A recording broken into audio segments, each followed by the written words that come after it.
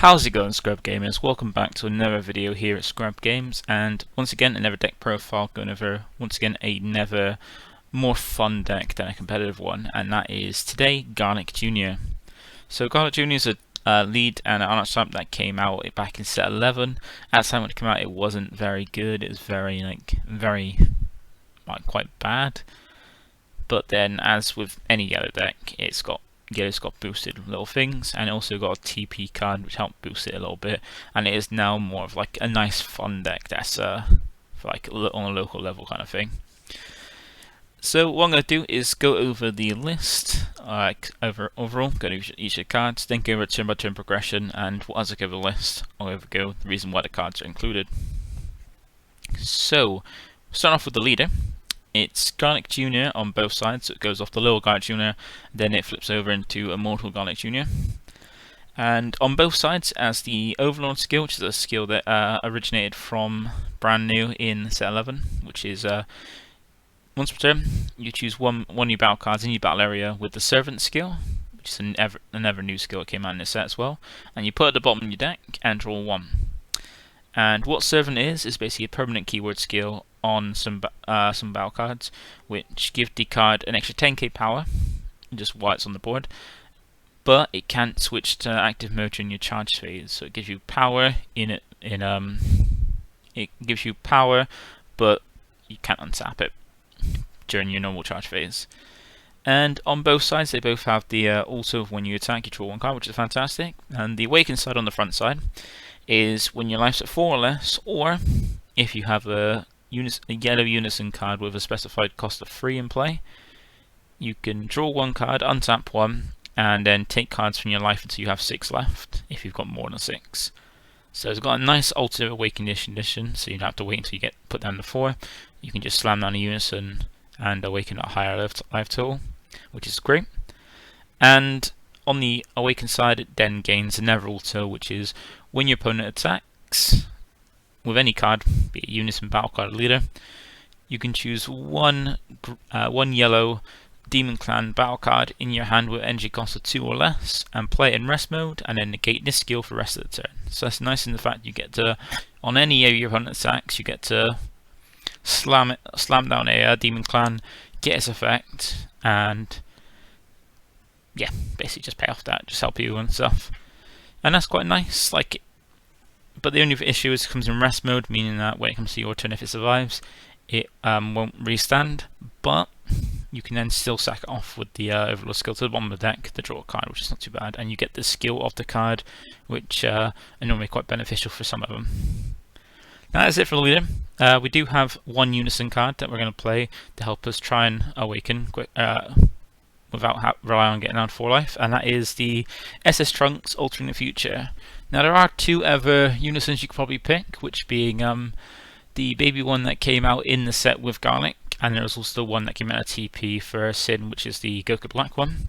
But SS Trunks Alternate Future is the best one, because of the fact it's more beneficial and a lot stronger than the other 2.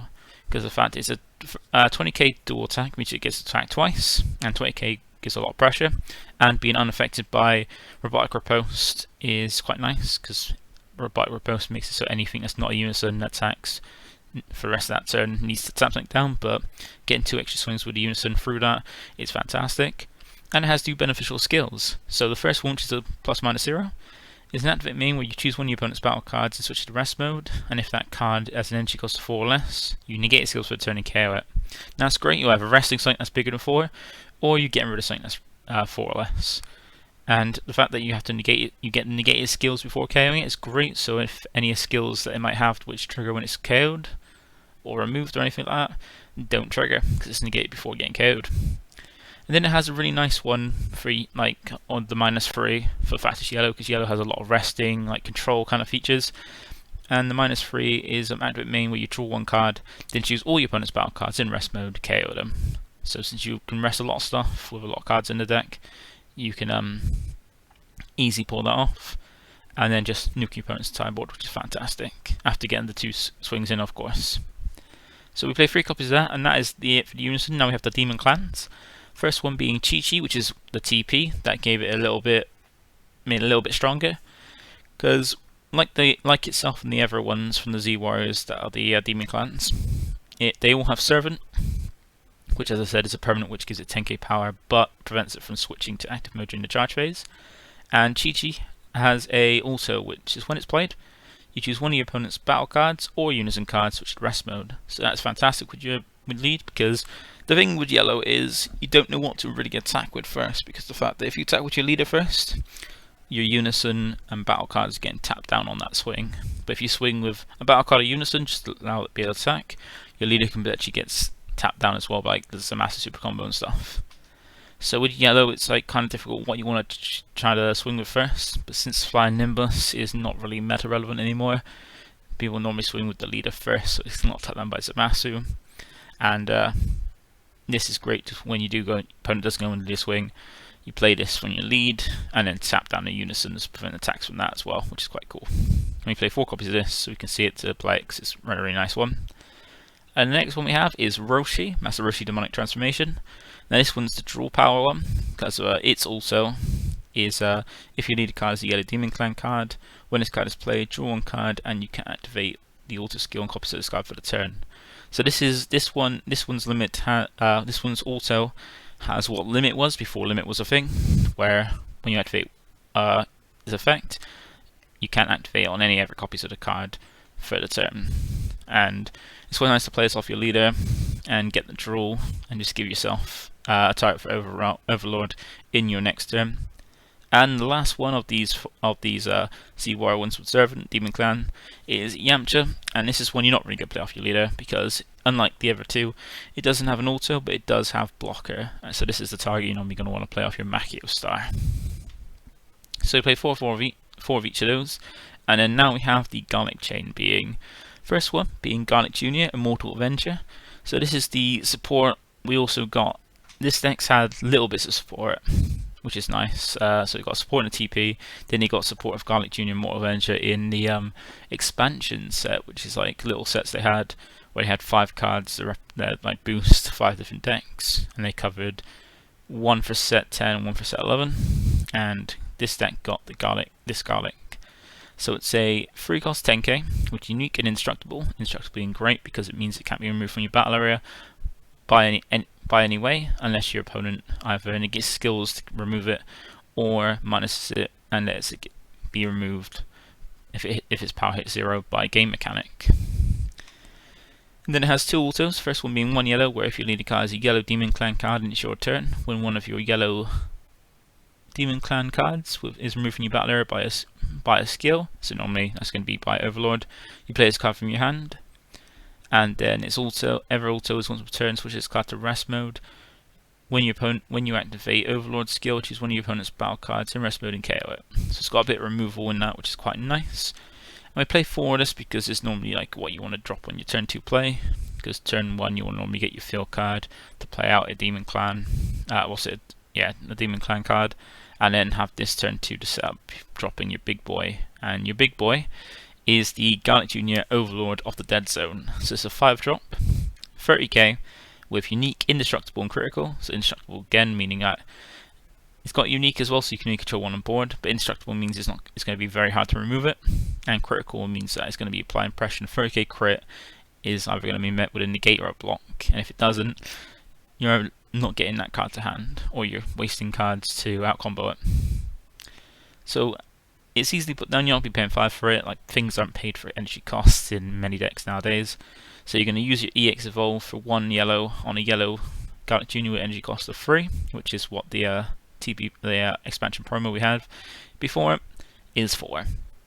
And it also has Overlord like the leader does. So that's good. You can get Overlord on twice, which is quite nice. And make sure you can always trigger that Overlord twice is with its activate main, where once per turn, if your leader card is a yellow Demon Clan card, you can look at the bottom card of your deck. If it's a yellow Demon Clan card with a energy cost of 2 or less, you can play it. Otherwise, return the card back to the bottom of the deck.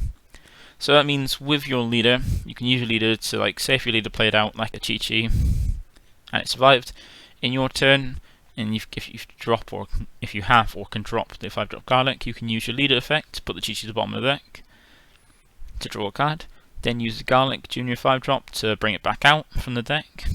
use the effect, tap something down, swing with it, and then use the Overlord on the Garlic 5-drop, then put it back to the bottom of the deck to draw a card, and then swing with it. So you can get quite a lot of good, like at least 3 attacks out with your leader and the Garlic Junior, and then if with the Chi-Chi or whatever you bring out as well with that as well. And you play forward that because it's at least nice thing with these is at least 5k combos, so they're not easy. They're easy to combo, and you want to see it by turn 2. These two together. So that's for a little Garlic chain. The next we have Gasu, which is one of the few not the spices from the Demon Clan that are with Garlic Junior. We only play for this because it's a searcher for the fill card, and fill card is what you want to see turn 1. So it's activate main, which is what if your leader card is Yellow Demon Clan, and you discard this card from your hand, you can add to 1 Makio star from your deck to your hand and shuffle your deck. So we play for this, so we can play less of the fill card because it's got combo power. And it's also got a nice auto where for 1 yellow, if your leader card is a Yellow Demon Clan, when you activate an Overlord card skill, play this card from your hand. So you can at least play that for 1 energy, but when you activate Overlord, get a bit of pressure if you want to. Then next we have Frieza Robotic Riposte. So we do have a few extra cards in the deck to help, especially with the Makio Star and things like that. So this is not going to be too bad, and it's a great yellow floodgate to help, and helps with the deck in the fact that you want to rush your opponent's cards and stuff to hinder them. And to go with that, we also have 3 Son Goku Sapphire Assistants because it's got a similar kind of permanent, but the difference between Goku and Frieza is that Frieza only counts it in your energy or drop, whereas Goku counts it on your filled energy and drop. So if it counts having Makio Star in the battle area as a start to this. So if you turn 1, you charge an extra card, then play Makio Star. Goku is then live as a 1-cost counterplay straight off the bat. And then we have our super combo being Critical Moments Before Combat, because it's one of those super combos that came out in the same set it came out, set 11, which are like the best super combos I have, apart from like in green they've got a better one in Paragus. Because of the fact that you get 10k when you ice at 4 or less, but you can also put back 1 card from your hand to the bottom of your deck. The draw 2 cards, meaning you fill them through your deck quicker, and fixing your hand because you're putting something that could be dead in your hand back to the bottom, so you don't have to see it again. And sometimes it's handy for when if you want to put something back in the deck, or say you don't have a Demon Clan on the bottom of your deck, you can use this to put one there, so you can bring it out by the 5-drop Garlic as well. Then we have the secret rare choice. So I've gone for this because it's not going to be the most competitive. It's been more casual. I've put Super 17 Sibling Absorbed in because this is like a bloodlust that you can have for any yellow deck, because he's got Ultimate, which all secret rares have, and he's got Deflecting Critical, which means it's not going to be stopped, and it's applying critical pressure on your opponent. And its main skill is his counterplay, which is play this card, then choose up to 1 of your opponent's battle cards in rest mode, ignoring barrier, and place under this card. And then the played battle card has its skills to get for the turn. So it's called Bloodlust, plus it gets to absorb something from your opponent. And given the fact yellow, you can keep things tapped down, they tap things down quite easily. You're easily absorbing something even through barrier, which is fantastic. And especially since you've got things like Chi-Chi that get a rest, and even the trunk, so you can rest something big and then do that for it. And it's not going to be paid for 8 because, as I said, no card is really played anymore with its actual printed cost. It's very rare that's happening nowadays. It's got 2 permanents, which the first one is when this card is moved from your battle area, it's moved from the game instead, which is what a lot of secret rares are getting now. So if they leave the battle area or use an effect, they are removed from the game, so you can't recycle it. And the other permanent is if your leader card is yellow, or if your leader card and all your energy are mono yellow, and your opponent has 3 or more energy, you reduce the energy cost of this card in your hand by 7. So it's coming out for a 1 cost, which is fantastic. And that is it for all the yellow battle cards and Unisons. Now we have some other battle cards that are helpful, which is Poutine being the first one. I'm running out of 2 of. Because as I said, yellow, its kind of main mechanic is just resting things, like tapping things down. And Poutine takes advantage of that and allows itself to be played because it's got Barrier and Unique, I mean you can only control 1 at a time, and Barrier means it's hard to interact with because it's got that little bit of protection. And its first thought is how you're going to be playing it, because if your leader card is yellow, when your opponent's card is switched to at rest mode by one of your skills, which you have many, you play this card from your hand for free. And it's got an auto which is really helpful, which once per turn, when your opponent plays a battle card using a skill or activates any kind of counter skill, you choose up one of your opponent's battle cards and switch to rest mode. So it's really nice when you're attacking. If you want to activate a counter, you can tap down like a blocker or something like that. And if your opponent plays something by skill, you can then tap that card down or never one to hinder them for that turn. And since we don't need our drop area really at all, we also have an Overwhelm of Secret Identity Masse.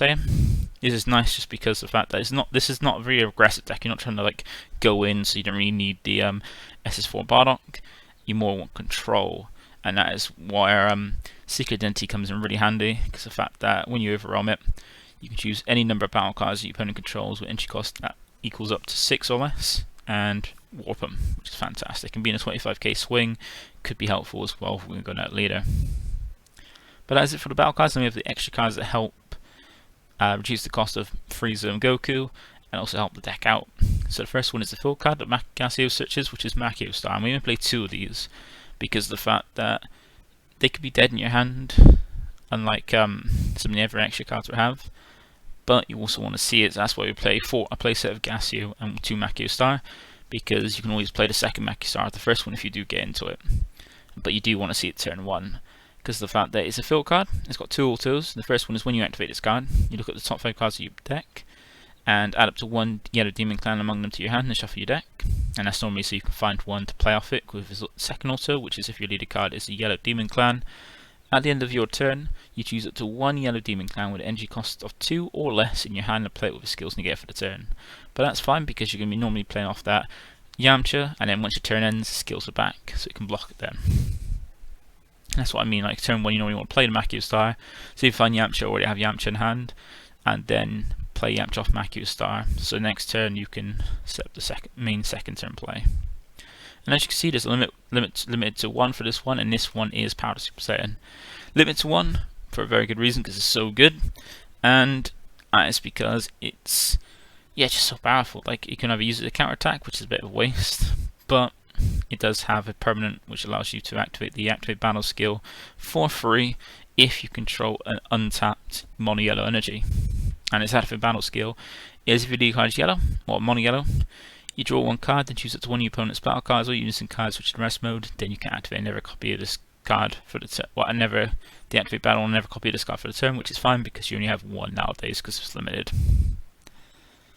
And then we have the next one being Frieza's Army Reinforcement. So you purposely go on the 6 no matter when you awaken, or 4 if you want to awaken without using the Unison.